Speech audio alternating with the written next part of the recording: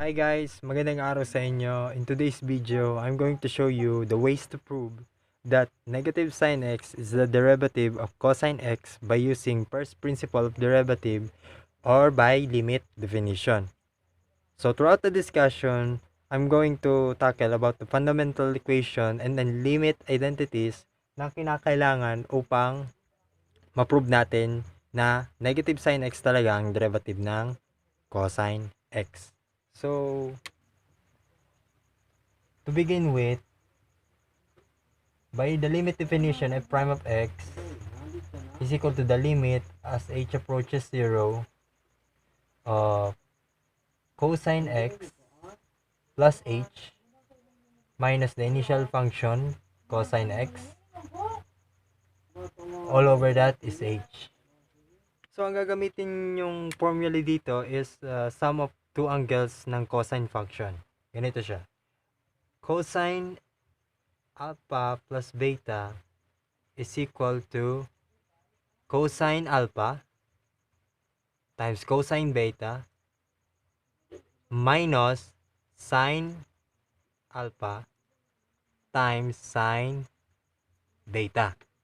So, ibig sabihin, itong concept na to, i-apply natin dito sa cosine x plus h.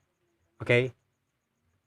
So, meaning to say na ang a is equal to x and alpha is equal to x and beta is equal to h. So, rewrite f prime of x is equal to limit as h approaches 0 of cosine first angle muna x times cosine beta which is cosine h minus sine first angle which is x and sine second angle which is h. Then subtracted to cosine x all over h. So, ano yung susunod na gagawin natin dito? As you can see, if we combine this term, cosine x times cosine h minus cosine x, factorable na siya sa numerator.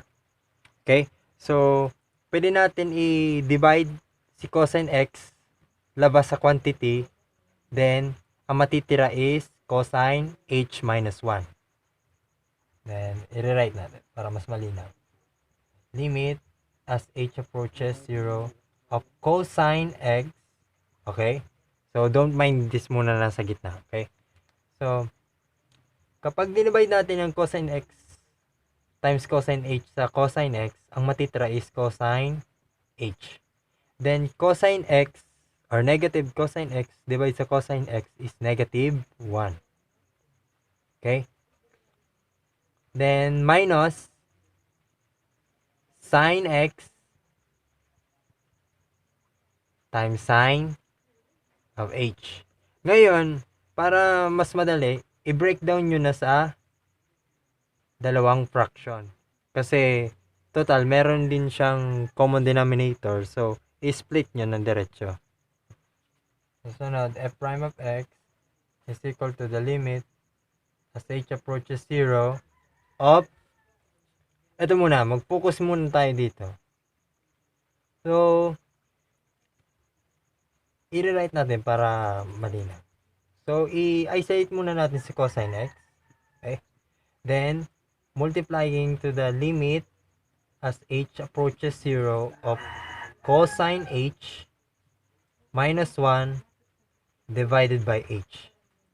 And ito naman, i-isolate natin si sine x kasi kukunin natin yung limit in terms of h. Okay? Kaya pinag-iwalay muna natin.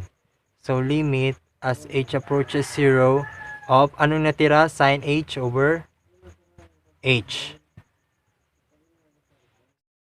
So, ang next step natin is gagamit tayo ng limit identities. So, ito yung identity niya. Limit as x approaches 0 of cosine x minus 1 over x is equal daw to 0. So, the ways to prove na talaga ang limit identity na to is equal to 0 is pwede kayong gumamit ng left and right hand limit, or you can apply L'Hopital's rule. Then ang sunod natin gagamitin is limit as x approaches 0 of sine x divided by x is equal to 1. So sabi ko kanina, pwede nyong applyan ng left and right hand limit or using L'Hopital's rule. So by using this concept, ibig sabihin ito 0 na siya.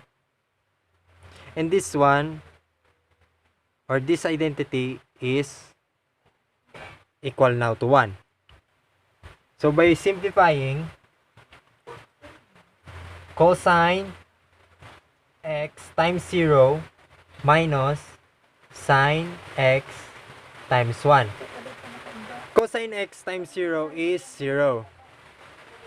It will now cancel. Then we obtain f prime of x is equal to sine x.